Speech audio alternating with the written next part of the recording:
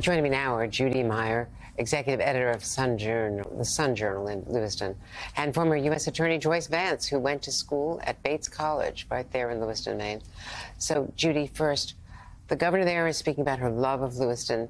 What is it like there now in this dangerous manhunt? You've got people with terrible loss, and you've got a lockdown and fear that there's a man on the loose, a killer.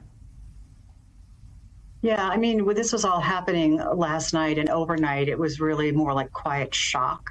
People went home, stores closed, everybody sort of, buttoned up. And it's evolved to this point today, and it's turning into anger and worry and frustration. And then I think that's shared by a lot of people. And I know the governor said that Lewiston doesn't deserve this, but no city deserves this. And the people here are just reeling. And Judy, the father of Joseph Walker, who was killed at the restaurant, he spoke to my colleague Ana Cabrera just moments ago by phone. And here is some of what he said about his beloved son. Joe was a great, great son, loving husband. He had 2 grandchildren and a stepson living at home with them, bringing them all up. Loved thousands of people loved him. I know he's gone. I've gone through this before. I lost a daughter in a car accident over 25 years ago in Lisbon, and now I've lost a son. I mean, the pain, the anguish in Leroy's voice, that's what the entire community must be feeling. And they don't know about those that have not been identified yet. Right. Yeah, the names are just being revealed now. And so it's as bad as it was, it's really now getting worse. And what is just so awfully sad about this situation was that Joseph organized this cornhole tournament, invited a bunch of buddies and, neighborhood bar regulars to come and spend the night. Never could have imagined this would happen. So, they were truly innocents in that neighborhood bar. Joyce, you went to Bates College in Lewiston, and you've dealt with manhunts before as a prosecutor, the Olympic Park bomber, for instance. What are officials facing right now, and the residents facing?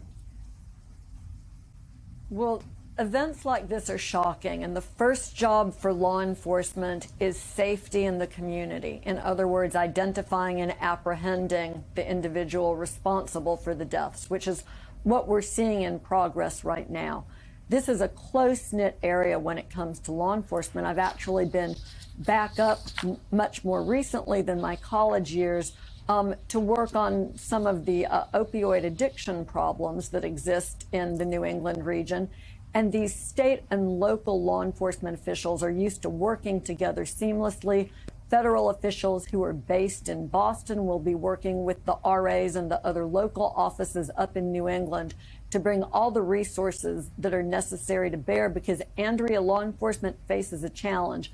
At the same time that they need to end this manhunt and apprehend their suspect, they also need to look ahead to what might happen if he's apprehended alive and there's a prosecution. That means they have to be careful, and we've heard folks during the press conference allude to this, to make sure that they don't act in haste, that they do things to make sure that any evidence that they obtain is admissible. So Frank Figliuzzi talked about the risk to law enforcement if they go in and search the family home. They'll certainly be looking at places where they think that this individual might have stored additional weapons or ammunition.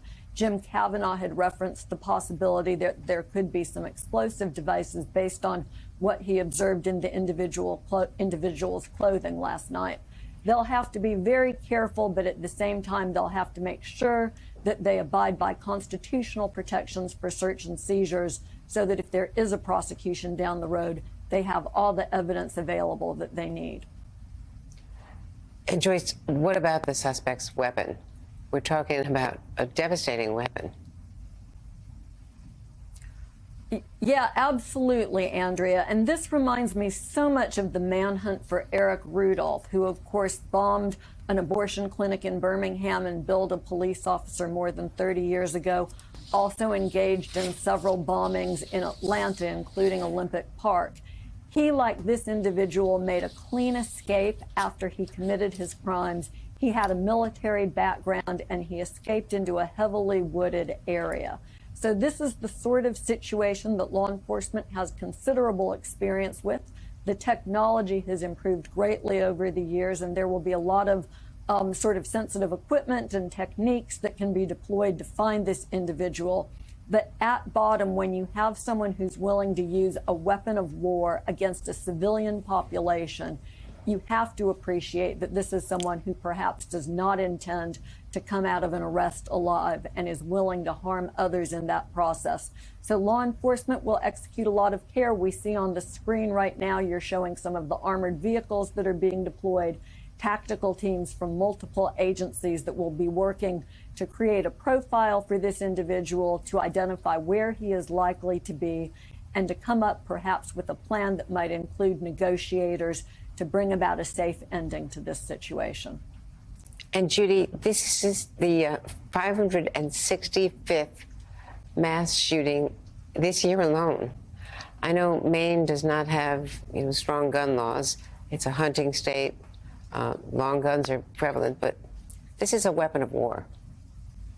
How often and how large is the proliferation of this kind of weapon?